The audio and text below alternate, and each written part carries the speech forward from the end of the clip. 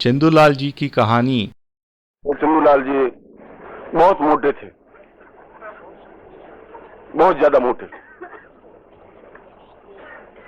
तो दिल्ली गए। उनको कुत्ते से बहुत प्यार था। एक मरियल सा कुत्ता था, उनकी गले में पट्टा बंधा हुआ, हाथ में जंजीर पकड़े हुए, जैसे आज के फैशन के लोग। चंदूलाल जी ने होटल वाले को टेलीफोन किया, होटल के मैनेजर को, कि मैं होटल में कमरा बुक कराना चाहता हूँ, रहना चाहता हूँ, मगर मेरे साथ एक कुत्ता है, आप उसको अंदर आने के लिए कहेंगे? हाँ भरेंगे, कोई ऐतराज तो नहीं है? होटल वाले ने कहा हमारे यहाँ ऐसा सिस्टम नहीं है, हम रूम मनुष्यों को देते हैं, कुत्ते को यहाँ ठहराने के लिए बात नहीं है, मगर डॉग स्क्वाड है, तो आप कुत्ते को वहां बांध सकते हैं, कोई बात नहीं, आप लाइए। चंदूलाल जी वो पट्टे बंधे हुए उस मरियल से कुत्ते को जंजीर पकड़ करके होटल के काउंटर पर गए।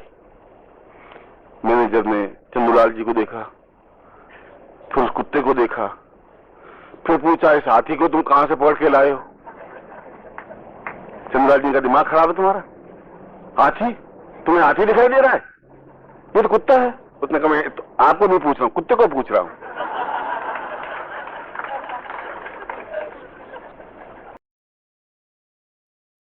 एक दिन चंदूलाल जी मिले मुझे, बाएं हाथ कटा हुआ, बिल्कुल हाथ के बिल्कुल हाथ की कटा। लोगों ने उनको बड़ा सहानुभूति प्रकट की, करे चंदूलाल जी बहुत खराब हो गया, चारे की उसी में हाथ आ गया था और आपका हाथ कट गया, बहुत खराब हो गया, बहुत गलत काम हो गया। तो गुरु जी के पास आए, उसने कहा कि एक हाथ से नमस्कार किया, प्रणाम किया। मैंने कहा चंदूलाल तुम्हारे साथ बहुत बहुत खराब हुआ, तुम्हारे चारे का हाथ आ गया, चारे की रस्सी में हाथ कट गया बायां पूरा, पर फिर भी मैंने कहा चलो अच्छा हुआ बायां हाथ कटा, दाहिना हाथ कटता तो लिखने पढ़ने वो सारी बात खत्म हो जाती। कैसे लिखते हो, कैसे पढ़ते हो, तुम तो लिखने अध्यापक हो, काम करते हो। गुरु जी ये बात नहीं है, मशीन को दाहिना ऐसे आया था, पर मैं ही समझता बुद्धिमान हूं, हाथ निकाल दिया, बाया हाथ डाल दिया। ऐसा मूर्ख आप मुझे ऐसे नहीं, तो आप बुद्धिमान तो बहुत हैं, बुद्धिमान की तो कमी नहीं है, पर खाली बुद्धि से काम नहीं कर सकता। चंदूलाल जी एक बार चंदूलाल जी के घर में शादी हुई, साल 10 साल हो गए थे, तो एक पुत्र पैदा होने लगा, संतान होने लगी। एक ही कमरा था, चंदूलाल जी बहुत बुद्धिमान, वो अपने आप को समझते कि मुझसे ज्यादा बुद्धिमान संसार में कोई है नहीं, सब कुछ कला है, सब कुछ ज्ञान मिले है। और बिल्कुल प्रसव का समय आ गया, अब एक ही माँ और पत्नी अंदर बेचारी करा रही है, संतान होने की स्थिति आ गई है।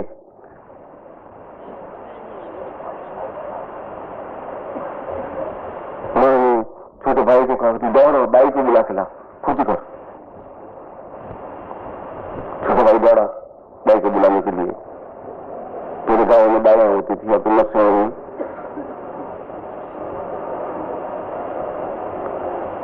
माँ बाहर खड़े बैठा, तो भगवान का भजन कर, पहला पहला बच्चा जन्म दे रहा है, तो औरत का वापिस निराकरण नहीं हो रहा है, बस ये समझ ले सबको सही सलामत हो जाए। चंदूलाल ने माँ को बाहर खड़ा कर दिया, दरवाजा बंद कर दिया तुरंत से, अंदर पत्नी करा रही है, खुद दरवाजा बंद। माँ का तो क्या कर रहा है? अंदर खट खट खट खट जोर से खट, भाड़ भाड़ धो ढांड धो, माँ साला कर क्या रहा है ये अंदर? इस बार चंदूलाल को गड़बड़ करेगा, जरूर धम धम की आवाज आ रही है, खट खट की आवाज आ रही है। उसे बात करने लग रहा है, चंदूलाल क्या कर रहा है, चंदूलाल क्या कर रहा है, तू दरवाजा खोल, वो बेचारी करा रही है, बहू करा रही है, तो कर क्या रहा है तू? चंदूलाल से 5-7 मिनट बाद एक दिन थोड़ा लटपट बाहर आया, थोड़ा बड़ा मैंने अभी क्या करेगा, एक दो थोड़ा फुट गया और सब बड़ा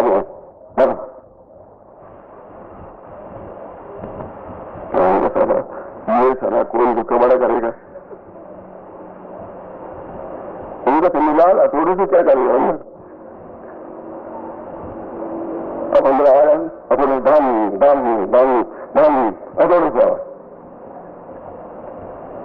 5 दिन बीत गए, बाई आ गई बेचारी।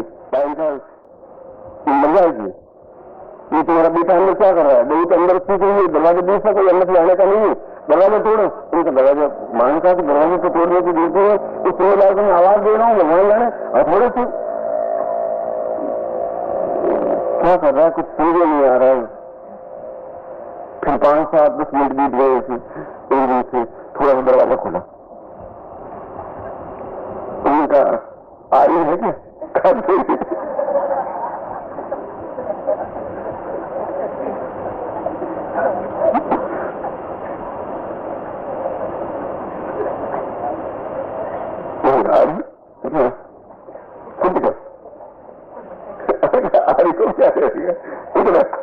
और पसीना मैं पसीना पहुंच रहा है तो क्या उतार मत कर, वो अल्लाह सीख लेते हूँ। अब आई दे, वो आई भी और रात में काटने की आवाज आ रही, कट कट उतनी होगा, ये बहू को काट देगा। भाई ने कहा तुम क्या कर रहे हो, तुम चंद्रलाल के अंदर क्या कर रहे हो, बहुत गर्व करो, आदि को लेकर अंदर क्या कर रहे हो? पहले हथौड़ा ले गए और तुम्हारी ले गए, इस आदि की कर बहुत विशाल की आवाज आ रही है।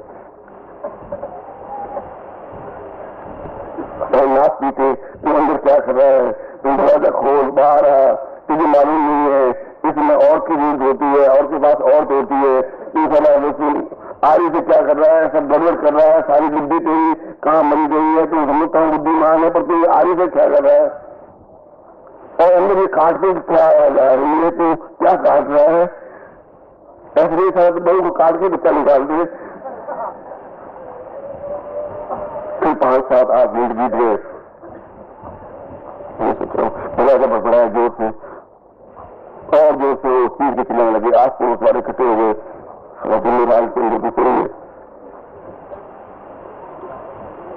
तो थोड़ा सा दरवाजा खोला,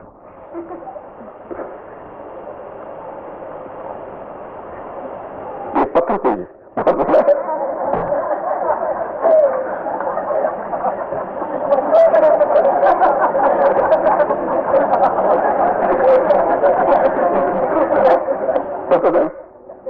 बड़ा टुकड़ा, अरे उसने कहा तुम घर क्या वही जानता हूँ, और फिर उस पत्थर के टुकड़े को अंदर लेकर के दबा दो। और बात थोड़े से कह रही है सर, ये पहले बार बच्चा पैदा होता है सर, ये क्या जब भी मर गई गुटगाल थी, ये आई से काटा हुआ सारा कुछ किया होगा। इसलिए लाल जी बुद्धिमान बहुत ज्यादा है, लेकिन आवाज धम की आवाज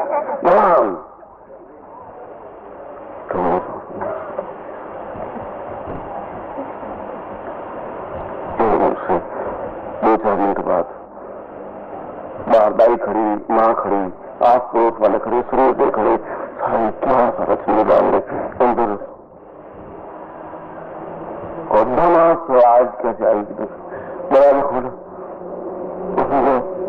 मेरा औजारों की पीछे बंद हो गई थी, उसको खोल रहा था, औजार साथ दाई को पहले से तैयारी कर रहा था। अब दाई को देते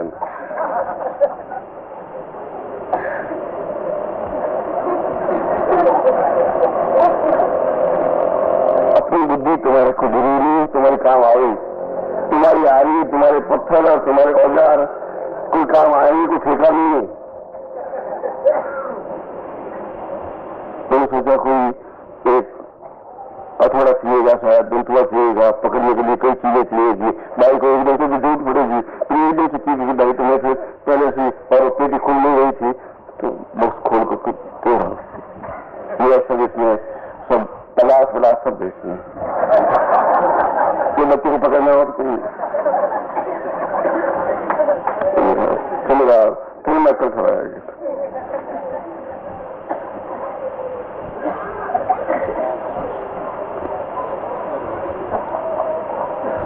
आप लोग बुद्धिमान हैं।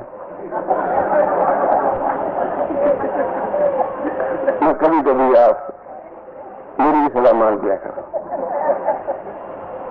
और माँ दरवाजा खड़खड़ा रहे, उनका भाई चंदीलाल तुम हमारा कहना मानो, मजीद ही नहीं चलेगा।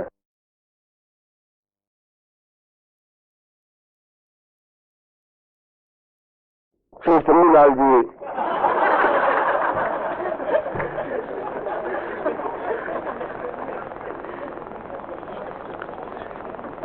पूरे 100 साल के हो गए। वो 100 साल की आयु प्राप्त की तो संवाददाता वगैरह जितने भी कॉरेस्पॉन्डेंट थे, अखबार में लिखने वाले थे, उनको बड़ा ताजुब हुआ कि हमारे शहर में एक ऐसा भी व्यक्ति है जिसने 100 साल आयु प्राप्त की। उनका इंटरव्यू लेना चाहिए, उनके पास जाना चाहिए, इंटरव्यू अखबार में फोटो छापना चाहिए, जिससे लोगों को प्रेरणा मिलेगी कि उनका रहन सहन कैसा था, क्या किया, किस युक्ति से 100 साल की आयु प्राप्त कर ली। चंद्रलाल जी बैठे हुए थे, 5-7 संवाददाता गए। 3-4 कमरों का मकान था, बाहर मुड्ढा पड़ा था, मुड्ढे पर चंद्रलाल जी बैठे हुए। संवाददाताओं ने कहा कि आज हम विशेष उद्देश्य से आपके पास आए। चंद्रलाल जी ने कहा बताइए। उनका हम आपको पहले तो बधाई देने के लिए आए हैं कि आज आपने 100 साल पूरे कर लिए। तो हम आपसे ये पूछना चाहते हैं कि आपकी दिनचर्या क्या थी, क्या खाते थे,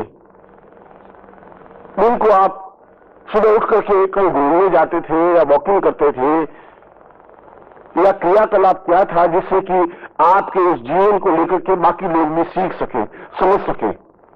हमें बहुत बहुत गर्व की बात है कि आप हमारे शहर में और 100 साल की आयु प्राप्त किए हुए हैं। ये बात हो रही थी कि कमरे के अंदर से बहुत धम सी आवाज आई। वो चौंके, संवाददाता चौंके, सारा क्या? चंद्रलाल जी पूछे ये क्या हुआ? चंद्रलाल जी ने कहा कि कुछ नहीं, मेरे पिताजी नौकरानी को छेड़खानी कर रहे होंगे तो धक्का दे दिया होगा। अरे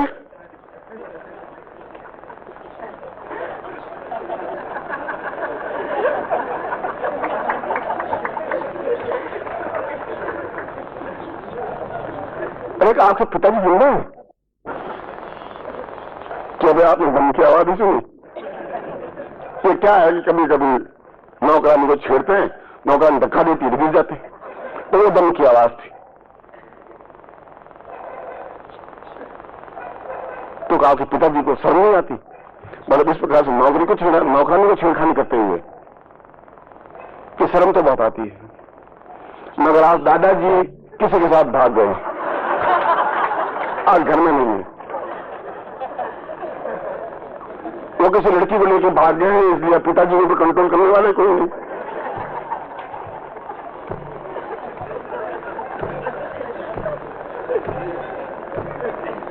मैंने सोचा कि अब इंटरव्यू इनका न है, ये बाप का न है, ये दादा का न है।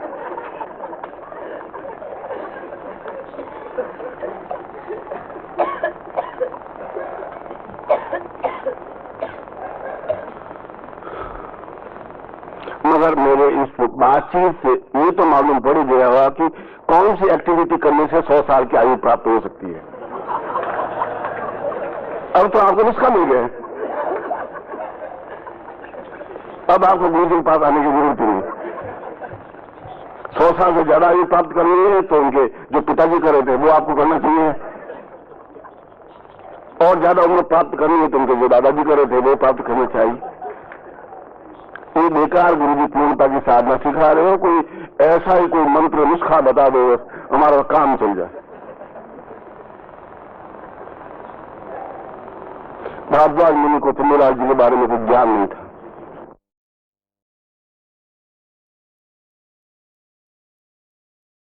सिकंदर और बालहट। से हरा करके होने लगा तो उसने सेनापति ने कहा कि अगर तुमने भारतवर्ष में आकर के किसी सन्यासी को नहीं देखा तो फिर भारतवर्ष को देखा ही नहीं। उसने कहा कि ये दलाल से हाथी रख के उसने जब बेटा भारतवर्ष को तो 1000 हाथियों के हीरे लगे हुए थे, मोती सोने मुद्राएं ऊँटों को लगी हुई और कतार थी। और सभी कुछ ने कहा कि अगर आपने सन्यासी को नहीं देखा तो बाप को नहीं देखा। उसने कहा ये सन्यासी अपने जमीन में देख लेंगे, उसने कहा भारतवर्ष के अलावा सन्यासी को नहीं मिल सकता। पकड़ चला राजा तो राजा है, तो राजा अर्थ है, 4 अर्थ प्रसिद्ध है, बाल अर्थ, स्त्री अर्थ, राजा अर्थ और सन्यासी अर्थ। और सारे यहाँ से ऐसी है कि सन्यासी निश्चय करने सारा ये करना है तो करना है सारा, बस कुछ नहीं, तो परवाह नहीं करता किसी की। और भी अगर एक बार निश्चय कर ले तो साले का दूर भी बस हर बार उसके उन्हें किए रखेंगे तो कहीं रखेंगे, तो कुछ नहीं कर सकते। अकबर ने कहा कि बुढ़ान तुमने कहा था कल अर्थ के बारे में कौन कौन से अर्थ होते हैं? 4 अर्थ होते हैं अगर यहाँ, एक तो बाल अर्थ, एक स्त्री अर्थ, एक सन्यासी अर्थ, एक राजा अर्थ। स्त्री अर्थ तो ये जानते हैं भोजन बहुत गड़बड़ करती है, वो तो सही है। और सन्यासी तो बाल अर्थ क्या से देती है? बाल अर्थ ऐसी देती है, बाल अर्थ होते हैं अर्थ क्या, बाल नहीं बोलेंगे अर्थ क्या, शास्त्र में कहा है बालक है, बालक है, लेकिन कोई बालक ला नहीं सकते, बालक होती कैसे बालक को 6 साल के बालक ला सकते अपने भाई दरबार में उठा दिया। अकबर ने सोच लिया था आदमी को झूठा पटक नहीं, एक बार ये बोल नहीं लगे नहीं सर हट करेगा क्या, हट क्या चाहिए, बोतल चाहिए, तो बोतल ला खरीद, बोतल के पीछे ला के बस, और क्या चाहिए? हाथी देखिएगा, हाथी दरबार में हाथी कहाँ से आ गया? चलो हाथी देखिएगा, हाथी से कोई बात नहीं, हाथी लिया तो नाव के साथ हाथी लाओ, दरबार में आके खड़ा कर दिखा दे, हाथी घर चलाया तो दिखा दे ले यात्री, और बस अब बोतल में हाथी डाला। अरे बोतल में हाथी नहीं, बोतल नहीं, अरे बोतल में हाथी डाला। अब मैंने समझा बेटा बोतल में हाथी नहीं जा सकता, नहीं लगा तो ऐसा मत कर, हाथी इतना लंबा थोड़ा तो बोतल में हाथी डालो। अरे अभी बल सही बात है, तो ऐसे हम नहीं थे तो तुम हट के बहुत सकते हो, तो कितनी बात हो गई, तुम गलत है, रास्ता पकड़ने की गलत है, तुम इस रास्ते पर चल रहे हो, तुम्हें 25 जीवन तक मैं तुम्हें हर बार आवाज दे रहा हूँ, तो तुम्हारे मेरे पिछले जीवन के भी प्राणों के संबंध हो, इसलिए गला फाड़ फाड़ के तुम्हें बात कर रहा हूँ। तो इसलिए तुम चाहे आगरा रहो, दिल्ली रहो, चाहे मुंबई रहो, दौड़ के तुम्हें आना ही पड़ता है। इसलिए तो तुम वहां रहते के लिए तुम मेरे बिना रह नहीं सकते। याद आती है एक हड़बड़ाहट होती है, तरफ होती है, एक बेचैनी होती है, पावन बोलने तो है, कभी फाइनेंस में प्रॉब्लम आती है, कभी नौकरी की तकलीफ आती है, कभी व्यापार की तकलीफ आती है, कभी पते की, ये स्वाभाविक है। तो फिर भी मन से तुम मुझे उतार नहीं सकते, और मन से तुम इसलिए नहीं उतार सकते कि तुम्हारा मेरे जीवन के संबंध नहीं है, तुम्हारे मेरे जीवन के पिछले और इसके पिछले जीवन के संबंध है। और जो मैं आज बांट रहा हूँ पिछले जीवन में बांटा है, और मैं इसको प्रमाण कर सकता हूँ, इस पिछले जीवन में बांटा था और तुम पास में निकल गए। और इस बात बांट रहा हूँ, जब तुम घर जाते हो और तुम्हारे पिता कहते हो कि क्या करके आया, क्या मिला तुझे बता, अब गया कुछ होगा, क्या लेके आया, क्या लेके क्या ले लाइट क्या ले, और क्योंकि हमें पास किया और मैं कोशिश करा तो मुझे क्या नहीं बताऊँ ज्ञान, ज्ञान को कुछ तो उतने की बढ़ जाएगी, वो उस चीज को नहीं समझ सकते, तो उनकी तरबीयत अलग है। आप उनको कहीं करना चाहेंगे तो कहीं सुन लेंगे, उनको तो बिना खार हो गया, तो वहां जाके मेरी बुद्धि बचते गई था, बस मुझे तो बस देर को गुरु दी था और कुछ हो नहीं, तो वहां करेगा क्या, दुकान पे बैठ 4 घंटे तो आराम से 2 पैसे कमा के खाएगा, मैं बैठता हूँ 18 घंटे तो 4 पैसे कमाए, अब तो बैठ तो बैठ जाओगे और कोई रास्ता नहीं होगी, फिर मेरी आवाज सीखना, चिल्लाना, गला फाड़ना बेकार हो जाएगा, फिर तुम जाओगे, फिर 16-18 साल के पैदा होगे, फिर तुम भटकते आओगे, अब जाओ मथुरा भटकते होंगे, कई टाइम मिलेगा नहीं, ये देखने में गलती कर रहे हैं। और ये बार बार का तुम्हारी मेरी जरूरत खत्म नहीं किया, अब ये जरूरत बार बार नहीं चल सकती, 25 जीवन तक की जरूरत चल गई, और इस बार ही जीवन में आर पार की नहीं थी। अब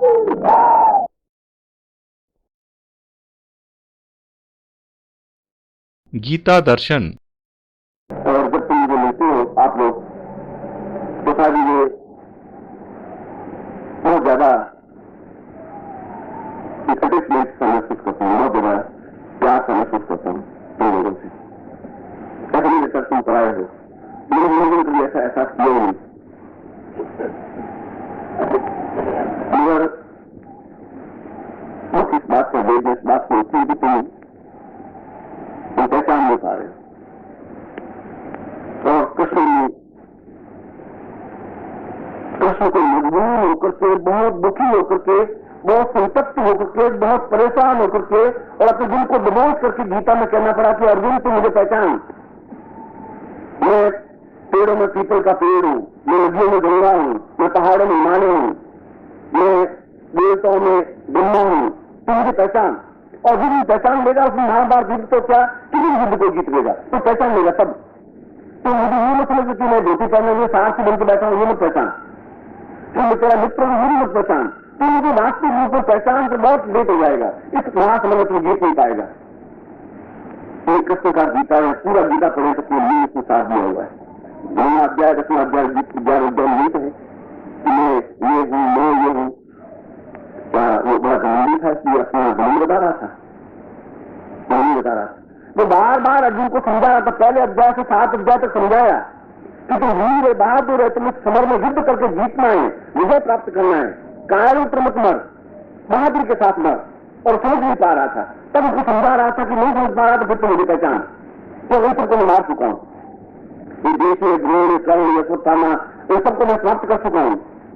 तू तो केवल निमित्त बनता है और मैं तुम्हें कह रहा हूं कि मैं तुम्हारे प्राणों में हूं और तुम्हें साधना में सफलता नहीं है, तुम थोड़े निमित्त बनोगे बस, बताओ और कुछ नहीं। गांधी विरुद्ध तो तुम्हें उठाना पड़ेगा, साथ ही तो नहीं हूं, बस मैं चलाऊंगा। उस महासमर के युद्ध में बीच में जाके खड़ा कर देगा जब कौरव खड़े, मेरे मैंने दूंगा नहीं, रथ को तोड़ने दूंगा नहीं, तुम्हारा ही तोड़ना नहीं, बस तीर तुम्हें चलाना पड़ेगा, खड़े तो नहीं होना पड़ेगा, सामने तो नहीं खड़ा होना पड़ेगा, जीतना तुम्हें है। क्योंकि मुझे से तुम्हारे गले में पहनना नहीं है, मेरे गले में माला पहनाने की जरूरत नहीं है, ये आवश्यकता है। और इसीलिए तुम बार बार तो कृष्ण ने बार बार मैं अपनी तुलना कृष्ण से नहीं कर रहा हूं और कर भी रहा हूं तो गलत नहीं कर रहा, कोई तुम्हें बता दो, क्योंकि कृष्ण को कृष्ण के रूप में पहचाना नहीं था। इस कृष्ण को बेचारे को 3 अध्याय तक गीता जैसे महान ग्रंथ में 3 अध्याय तक उसको समझाना पड़ा कि तो और कुछ मत कर, मुझे पहचान एक बार ये देख ले, अंतर ज्ञान से मुझे पहचान लेगा तो इस युद्ध को जीत जाएगा। तो बुद्ध को बार बार समझाना पड़ा 25 वर्षों बाद, और बुद्ध के 25 वर्षों बाद भी मैं तुम्हें वापिस समझा रहा, वापिस ये बात दोहरा रहा कि तो तुम्हारा कभी तुम्हारा भाग्य हो, कभी तुम बुद्धि को पड़े रख करके तुम एक बार पहचान सको, और जिस भी तुम पहचान सकोगे उसमें तुम अपने आप को बहुत गौरवान्वित अनुभव कर सकोगे। क्योंकि ये जो युद्ध है तुम्हारा, ये सांसारिक युद्ध, ये जो समाज का युद्ध है, जो तुम्हारे अभावों का युद्ध है, उस युद्ध में तुम खड़े हो और मैं तुम्हें लिए वो खड़ा हूं। अब लड़ना तुम्हें है और केवल तुम्हें खड़े होना है, गांधी रूप लेकर के तीन चलना है, तुम्हें कहीं कोई चिंता करने की जरूरत नहीं है, खड़े होना है, उस विवेक को प्राप्त करना है। मरे तो बहुत शान के साथ मरिए, हजारों करोड़ों लोगों का आंसू तक के तुम लोगों तब तुम्हारी जिंदगी की विशेषता है। तो ऐसा हो सकता है तुम्हारे द्वारा, क्योंकि मेरे घर के दरवाजे 24 घंटे आपके लिए खुले हैं। आप ठक ठक करोगे, मैं सीधा दरवाजा खोल के आपको मिलने के तैयार, और तुम ठक ठक करोगे नहीं, तुम मेरे दिल के दरवाजे पर दस्तक दोगे नहीं, तुम मुझे आवाज भी नहीं लो तो मेरी दोस्त नहीं, तुम मेरी गलती नहीं, तुमने अपनी आत्मा में अपराधी नहीं, मैं तुम्हें कई दिनों से आवाज दी है, बार बार तुम्हें आवाज दी है, तुम्हें दिल को चोट की है, तुम्हें गालियां दी है, तुम्हें फटकारा है, आज मैं फटकार ही रहा हूं, तुम्हें फटकार नहीं रहा, चाहते से तुम्हें नहीं कर रहा, आज ही तुम्हें हकीकत तुम्हें समझा रहा हूं कि तुम कौन हो, तो हकीकत समझा रहा हूं, तुम अपने आप को पहचानो और उस व्यक्ति को भी पहचानो, पहचान क्षमता पैदा कर सको। तुम एक धोती कुर्ता पहने हुए व्यक्ति को सिर्फ मत देखिए, उसके अंदर जो कुछ है वहां तक तुम्हें पहचानने पहुंचने की जरूरत पड़ेगी। और वहां पर पहुंच पाओगे फिर तुम उससे अलग नहीं सकते, फिर संभव नहीं, फिर तुम्हारा समाज का कोई व्यक्तित्व नहीं सकती कि अलग नहीं कर सकता, क्योंकि इस कमरे को प्राणों से अलग कोई कर दे का नहीं कर सकता। ये प्राण इस कमरे से दूर नहीं कर सकते। और समय बहुत कम रह गया है, वो समय का समय बहुत बच गया है, और मैं कह रहा हूं समय कम है, उसके पीछे अर्थ है, सावधानिता है, उसके पीछे कुछ चिंतन है। और फिर तुम गांधियों के डोले में फंस जाओ, फिर तुम पाखड़ियों के डोले में फंस जाओ। वो तुम्हें केवल समझा नहीं सकेंगे, कुछ ज्ञान कुछ चेतना नहीं दे सकेंगे, और तुम पूछोगे ये ज्ञान साधना क्या है, बच्चे तुम नहीं समझते। तुम ये बात उनकी योगियों की बातें करते तुम नहीं समझ सकते, और तुम्हें बात दिखा देंगे। ऐसा इस देश में हुआ है।